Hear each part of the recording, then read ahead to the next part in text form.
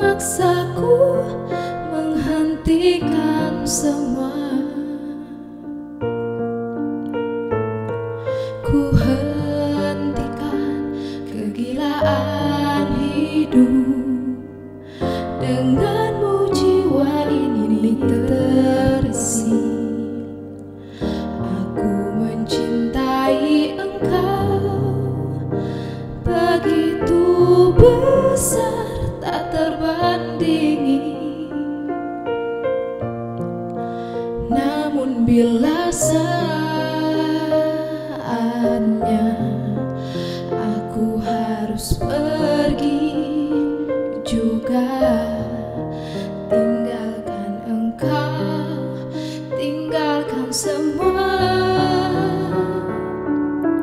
Hijrah cintaku menguatkan alasanku untuk menjadi manusia lebih baik. Namun saat sinarnya datang menjemputku, mana mungkin aku berlari.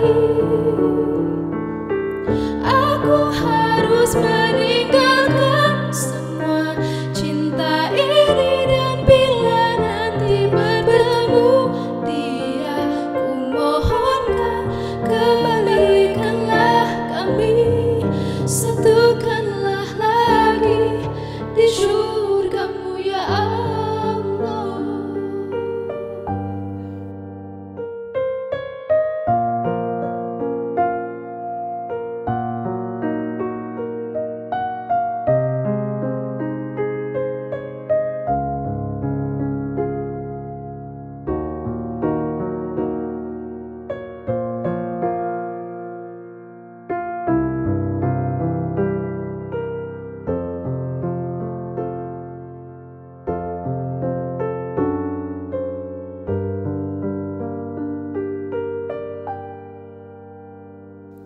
Segunung kepingan dinar tak bisa mengalahkan kilau cintaku. Bahagiaku melihatmu mampu tersenyum kalahkan getir. Namun bila aku harus pergi juga, tinggalkan engkau, tinggalkan semua.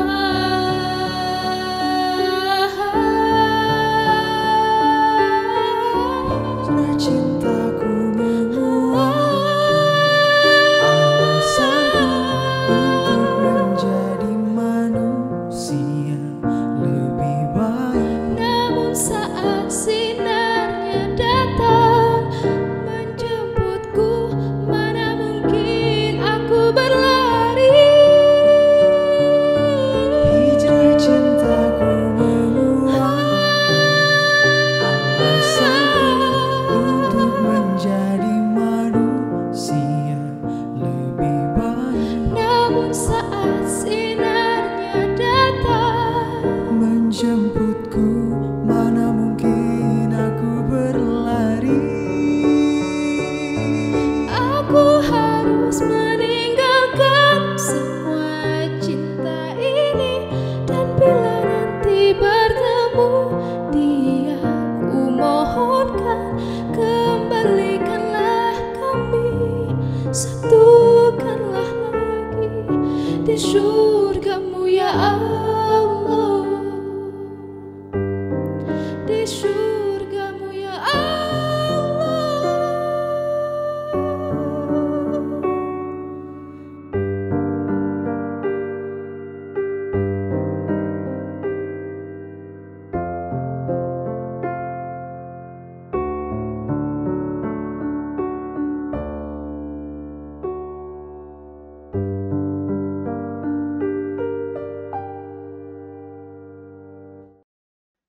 Innal hamdalillah nahmaduhu wa nasta'inuhu wa nastaghfiruh wa na'udzu billahi min syururi anfusina wa min sayyiati a'malina may yahdihillahu fahuwal muhtadi wa may yudlil fala hadiyalah. Asyhadu an la ilaha illallah wahdahu la syarikalah wa asyhadu anna Muhammadan abduhu wa rasuluh alladzi la nabiyya ba'da. Faqala Allah Ta'ala fil Qur'anil Karim, a'udzubillahi minasyaitonir rajim.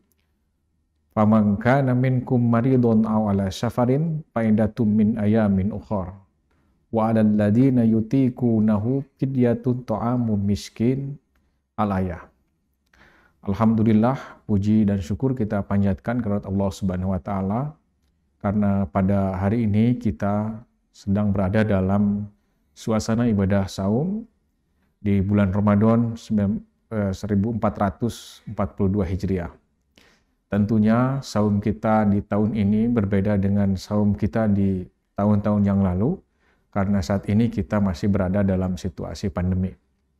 Namun meskipun demikian bukan hal itu yang ingin kita syukuri saat ini atau ingin kita bahas dalam kajian di kesempatan kali ini, tapi kita akan melihat bagaimana nilai ibadah saum ini menjadi sebuah nilai yang luar biasa, yang sangat bermakna bagi kehidupan kita, karena orang yang melaksanakan saum itu adalah orang-orang yang dipilih Allah Subhanahu wa taala, yang memiliki kekuatan lahir dan batin, yang sanggup melaksanakannya tidak hanya saum butun tetapi juga saum batin.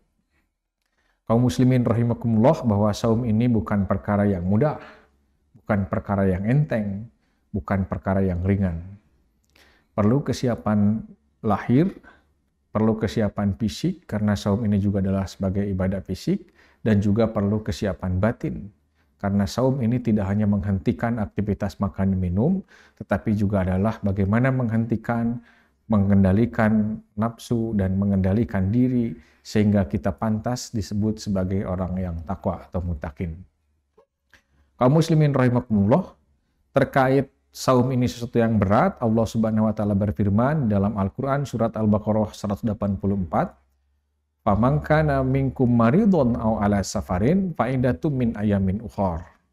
Wa 'alal ladzina yutiqunahu fidyatun ta'amu miskin."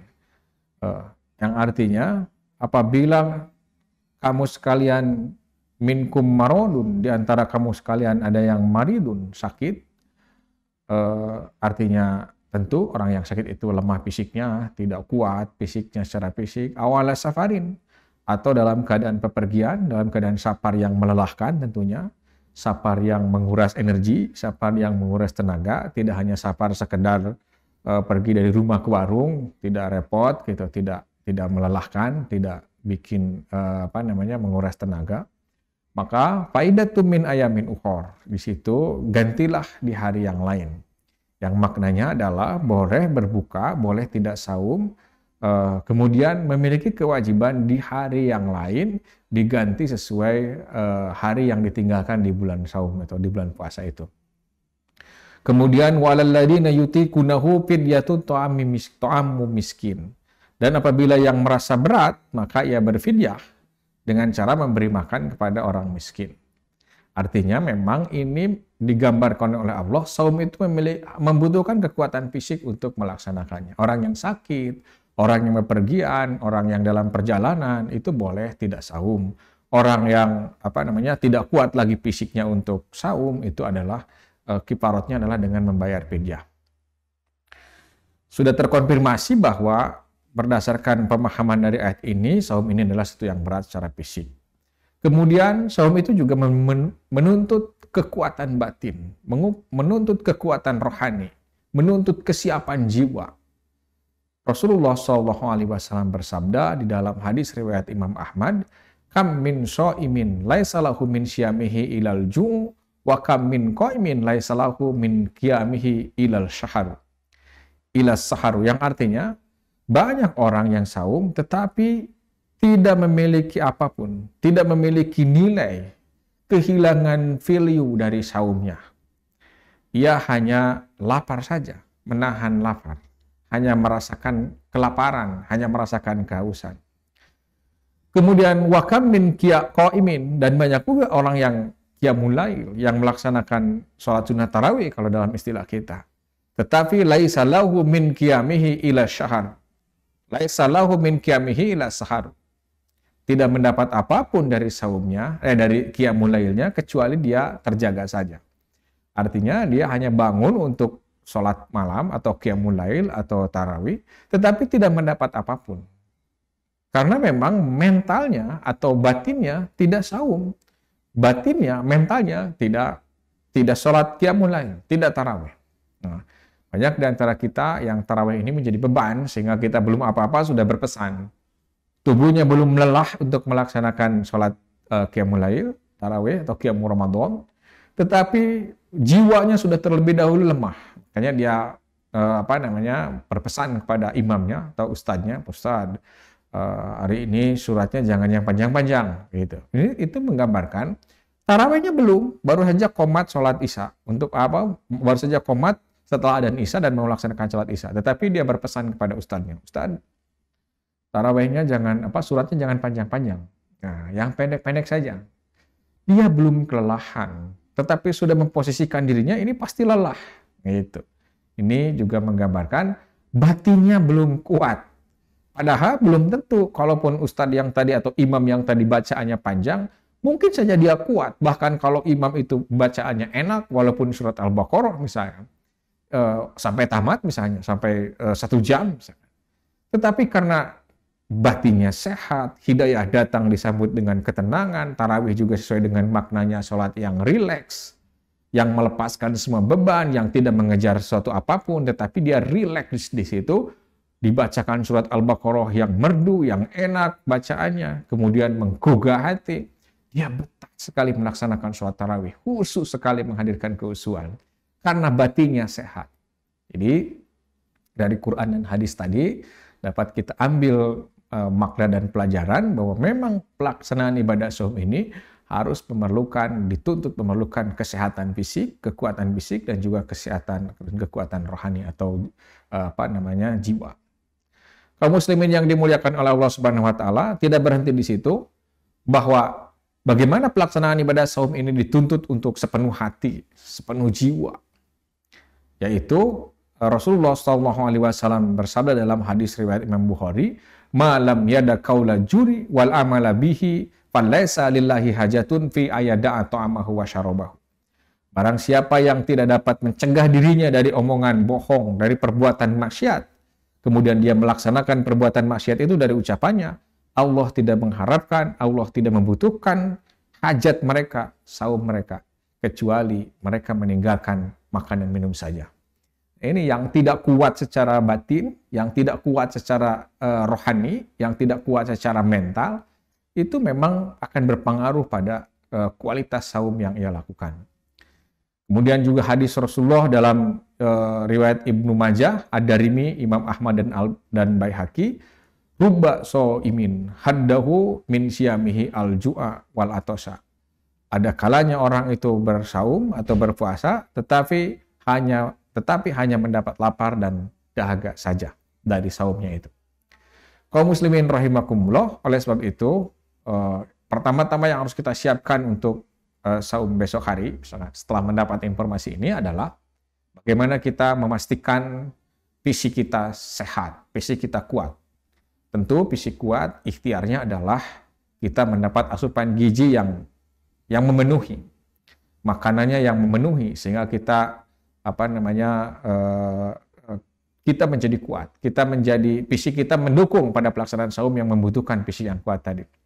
Kemudian selain itu yang lebih penting adalah bagaimana kita berhusnudon kepada diri sendiri bahwa kita memiliki kesungguhan, batin kita ini sudah siap, mental kita sudah siap untuk melaksanakan saum.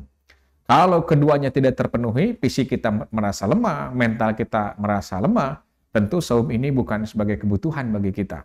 Bukan sebagai sarana untuk mencapai kebahagiaan bagi kita, tetapi justru adalah beban. Bukan pangabutuh, tetapi bangbaluh. Pangabutuh artinya itu yang kita perlukan, bangbaluh atau suatu beban yang menimpa diri kita.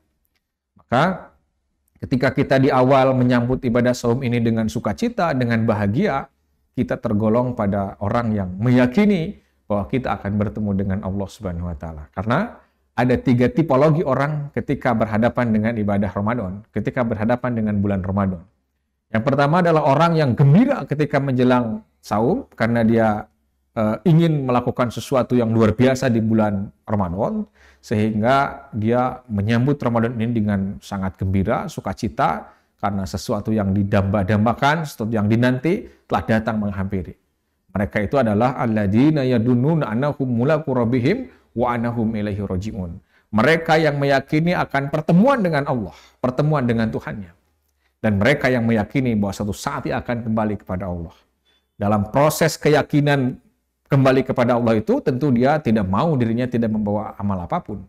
Maka oleh sebab itu, karena pahala amal di bulan Ramadan itu dilipat gandakan, ibadah itu dibesarkan pahalanya, kemudian keberkahan hidup diturunkan, ampunan Allah diturunkan, paidah-paidah Ramadan juga, kelebihan-kelebihan Ramadan juga diberikan oleh Allah, sehingga menurut hadis bahwa orang yang melaksanakan ibadah sunat di bulan Ramadan, dia seperti melaksanakan sesuatu yang wajib. Orang melaksanakan wajib mendapat ribuan pahala, dilipat gandakan pahalanya. Maka dia akan optimalkan saum ini sebagai upaya untuk melebur dosa dan menambah tabungan untuk di akhirat nanti. Kemudian ada yang kedua. Orang yang ketika datang bulan Ramadan, dia merasa berat hati. Karena mungkin dia terbebani dengan ibadah saum yang harus dilakoni 1 hari penuh, menahan haus dan dahaga, menahan lapar dan dahaga. Kemudian juga dia harus juga ikut berjamaah ke masjid karena rumahnya dekat masjid. Masa iya rumah di dekat masjid tapi dia tidak ke masjid, malu atau sama anak-anak, itu beban. Dia berharap bahwa saum ini segera berlalu. Karena dia saum gak kuat, gak saum malu. Nah, segera berlalu. Dia berat beban atau berat dalam pelaksanaan. Saum ini di masa pandemi, bagaimana ini resiko dapur semakin membebani. Kemudian juga pola makan juga tidak bisa dibikin sederhana, sehingga dia merasa berat. Ketika sesuatu dihadapi dengan berat, sesuatu yang baik dihadapi dengan berat, itu berarti dirinya sakit. Maka orang sakit dikasih makanan apapun, dia akan tidak terbangunkan selera makannya. Oleh sebab itu, Allah menggambarkan kondisi ini, fi qulubihim maradun fazadahumullahu marada. Orang yang beban berat menghadapi Ramadan karena ada perintah ibadah, maka itu adalah orang yang sakit. Di dalam dirinya di dalam hatinya ada kesakitan, ada sakit, ada penyakit, dan Allah akan semakin fazadahumullahu marada, semakin menambah penyakitnya itu. Di awal saum dia bingung, di pertengahan saum dia mengeluh, di akhir saum ya juga ngarasula atau istilahnya putus asa. Ini tidak hadir rahmat Allah, tidak hadir keberkahan, justru yang hadir adalah beban, berat, dan lain sebagainya. Kemudian yang ketiga, ada juga orang yang begitu datang Ramadan itu, dia tidak berpengaruh apa-apa bagi dirinya. Mau Ramadan atau tidak, nggak sama-sama saja bagi dirinya. Nah, orang seperti itu digambarkan oleh Allah Subhanahu wa Ta'ala sebagai innal ladzina kafaru sawaun alaihim a'anzartahum am lam tunzirhum la yu'minun. Sesungguhnya bagi orang-orang kafir sama saja bagi mereka. Mau datang Ramadan atau tidak, mau ada kewajiban saum atau tidak, ya langgar kewajibannya. Toh saya ini sudah 3 tahun nggak puasa juga nggak apa-apa. Tetap saya dapat uang, tetap saya dapat pekerjaan. Gitu. Nah ini innal ladzina kafaru sawaun alaihim a'anzartahum am lam tunzirhum la yu'minun. Sesungguhnya orang kafir baik diberikan nasihat atau tidak diberikan nasihat, sama saja bagi mereka, mereka tidak akan beriman. Nah, kaum muslimin rahimakumullah, ada pada posisi mana kita? Nah, tentu harapannya ada posisi yang pertama. Kita orang yang menyambut dan membahagiakan saum, menyiapkan kesiapan fisik dan mental untuk melaksanakan ibadah, karena tidak ada seorang pun yang dapat menjamin dirinya akan sampai usianya pada saum yang akan datang atau pada Ramadan yang akan datang. Kalau hari ini menjadi Ramadan terakhir bagi dirinya, tentu ia akan mempersiapkan Ramadan ini adalah Ramadan yang paling berkualitas. Ramadan yang paling produktif dengan amal soleh. Ramadan yang mampu menghapus dosa yang banyak dilakukannya. Sehingga dia menyambut saum ini dengan sangat gembira dan melaksanakannya dengan sepenuh hati. Dengan harapan setelah dia melaksanakan ibadah saum, dosanya terhapus. Diampuni oleh Allah Subhanahu wa Ta'ala. Karena dia meyakini man shoma ramadhana imanan wahtisaban ghufira lahu ma taqaddama min dzanbi. Barang siapa yang melaksanakan ibadah saum, kemudian dia juga iman dan wahtisaban, dasarnya iman dan berharap hanya balasan dari Allah Subhanahu wa Ta'ala, ghufira lahu ma taqaddama min dzanbi. dia akan diampuni dosanya, apa-apa yang dosa yang ia lakukan di waktu yang lampau. Kaum muslimin rahimakumullah, oleh sebab itu masih ada waktu di tahun ini untuk kita mengevaluasi saum kita. Setelah 10 hari kita jalankan, tentu ada kekurangan, ada kelebihan, ada sesuatu yang harus kita revisi, sesuatu yang harus kita perbaiki, karena ternyata saum ini tidak semata-mata hanya menahan lapar dan dahaga saja. Bagi kaum muslimin di mana saja berada yang sedang menunaikan ibadah saum di bulan ini, dan sedang berjuang menahan rasa lapar di jam-jam ini, saya doakan semoga kaum muslimin semua diberikan kesehatan oleh Allah Subhanahu wa taala. Dan betul-betul kita sebagai orang yang memiliki kesiapan lahir dan batin untuk menyongsong dan menghabiskan ibadah saum di Ramadan tahun ini. Demikian yang saya sampaikan. Mohon maaf atas segala kekurangan. Terima kasih atas segala perhatian. Billahi taufiq wal hidayah. Nasrun minallah wa fatun qarib wa basyiril mu'minin. Allahu yahudu bi aidina ila ma fihi fadlil Islam wal muslimin. Assalamualaikum warahmatullahi wabarakatuh.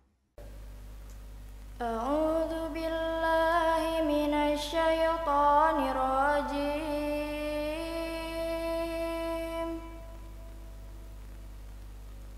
Alam tara ilal ladzina baddalu ni'matallahi kufran wa ahallu qaumahum darul bawar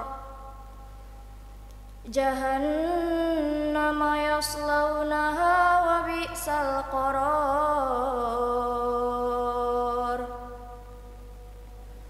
wa ja'alu lillahi andadan liyudillu an sabilih qul tamatta'u fa inna masirakum ilan nar qul li'ibadiyalladzina amanu yuqimus sholata wa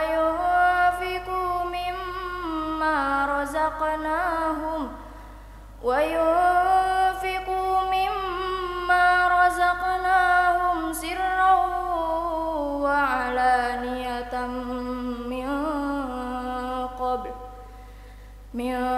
qabli an ya'tiya yawmun la bay'un fihi wala khilal. Allahu alladzi khalaqas samawati wal arda wa anzala minas samaa'i ma'an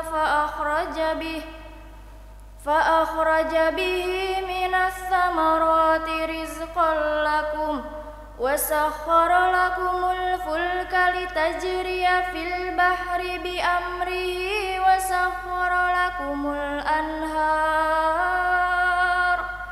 wa sakhkhara lakumus syamsa wal qamara da'ibain wa sakhkhara lakumul laila wan nahar wa ataakum min kulli ma sa'altumuh wa in ta'uddu ni'matallahi la tuhsuha wa in ta'uddu ni'matallahi la tuhsuha innal insana ladzalumun kaffar. Wa idh qala Ibrahimu rabbi ij'al hadzal balada aminan wajnubni wa baniya an na'budal asnam. Rabbi innahunna adlalna katsiran minan nas faman tabi'ani fa innahu minni wa man 'asani fa innaka ghafurur rahim. Rabbana inni askantu min dzurriyyati بواد غير ذي زرع عند بيتك المحرم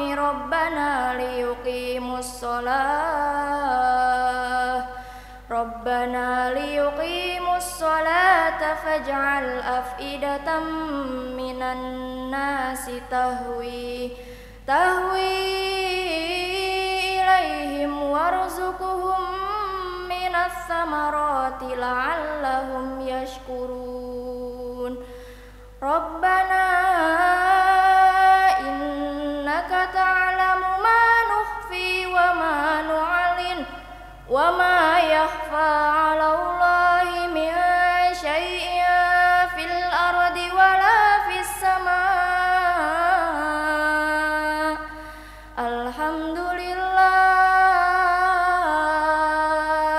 الحمد لله الذي وهب لي على الكبر إسماعيل وإسحاق إن ربي لسميع الدعاء